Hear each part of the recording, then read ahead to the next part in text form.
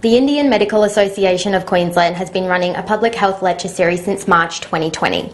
Our members, who are doctors of Indian origin and practice in this wonderful state of Queensland, they volunteered their valuable time and expertise in this endeavour. The advice given by any doctor is of general nature and meant for information and education only. Please note, this is no substitute for your own healthcare professional, and everyone is advised to consult with their own treating physician for ongoing health issues. I will now ask the Secretary-General of IMA Queensland, Dr Cyril Fernandez, to introduce to you our guest speaker of this month.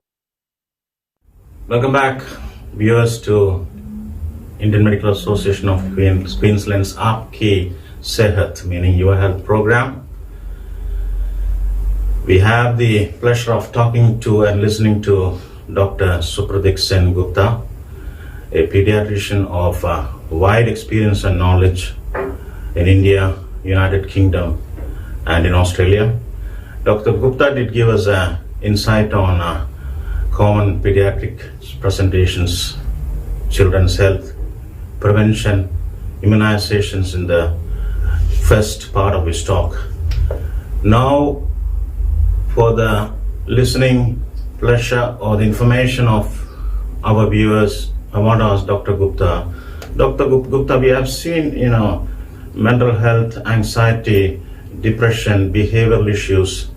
When we talk about anxiety, depression, more in adults, behavioral issues in children, autism, autistic spectrum disorders. Can you please highlight on this specific area, which is, we all know that is on the rise in different parts of the world? Yeah. Thank you so much, Dr. Saidul, for giving me the opportunity to take part in this wonderful program for our Indian community.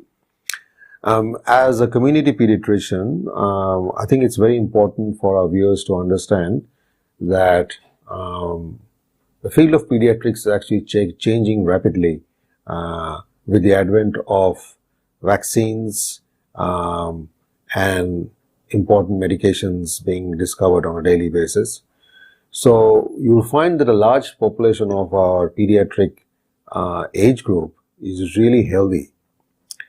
So what are we left with? And that is what I deal with on a daily basis, is the mental health issues of children between the age of pre-prep all the way up to grade 12, or as they are just about to pass out into the adult world. It has been an absolutely disastrous sort of take to this field with the ever-increasing rise of anxiety, depression, self-harm, suicides, and violent outbursts and aggression that we had not experienced even a decade ago. And I want to make this very clear to our viewers that I would blame the social media and the advent of electronic games and video games on this sort of scenario. The world that we grew up when we were children is a vastly different world to what our children are experiencing. When we grew up, we did not have the internet. There was no internet at all. We did not have WhatsApp. We did not have Instagram. We did not have Snapchat. We did not have Twitter. We did not know any of the electronic games. Our entertainment was, we used to go out and play in the fields, We loved soccer, we loved football, we loved playing gulli danda, we used to play chor police, and the simple games, And if it was raining, a lot of running and activities. Yeah, and if it was raining, then you had to sit down and play cards or Monopoly or chess or Chinese checkers, these sort of games.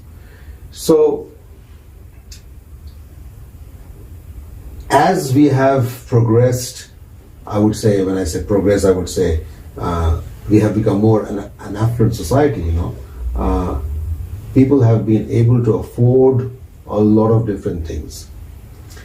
And with affluence, there has been a loosening of the social bonds that were present from 2 or 3 decades ago. That's my view. So you would advise the parents to minimize the time on the screen? Absolutely. I mean, we have got from the Royal Australasian College of Physicians, the pediatric group, we have got strong recommendations that any child below the age of 8 years should be minimized to 1 hour per day of recreational screen time. And that should mean everything, TV, iPads, mobile phones, whatever.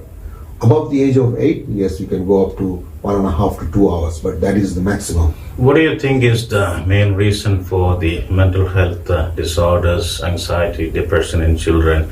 Is domestic violence playing a part in it? Bullying at school playing a part in it? Other environment? Please highlight on these things as well for our viewers. Definitely. Look, it is a very complex issue, and I don't think there is one simple answer to that.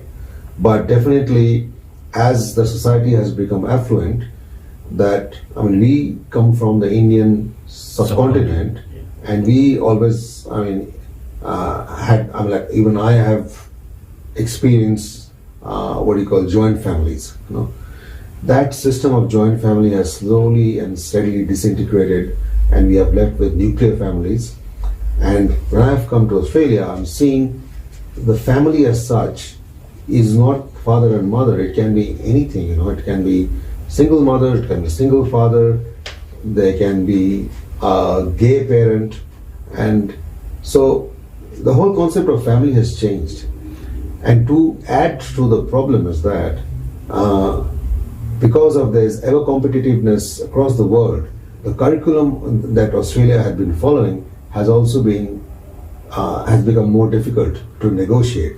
How do we tackle this situation? It is very difficult to, because the problem is that sometimes the parents are not fully geared to be able to negotiate through that curriculum, so they also struggle, and as a result, if there is no proper guidance from the parents, and there is availability of electronic games or the internet, the children will automatically choose the easier path. They will not have to. They don't have to take that hard part. What's your view on the counseling sessions and psychology sessions? I think they are required, and they are required very much. I think it is what I would probably say one of the pillars of mental health treatment in society, and we cannot potentiate more highly than the importance of that.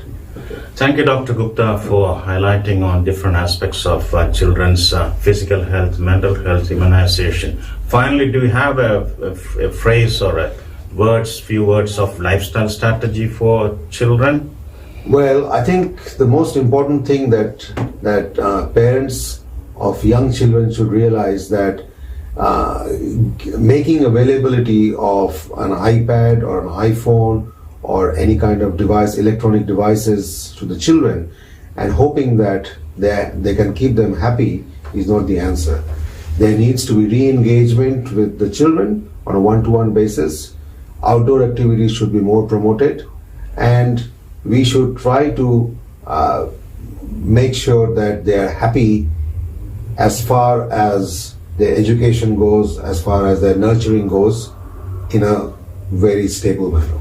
That is very informative information you've given us. Thank you very much, Dr. Gupta, for your expert opinion in this field of pediatrics. Thank you so much, Dr. Sahib. Thank you. I'm very grateful to IMA Queensland. Thank you. Thank you so much.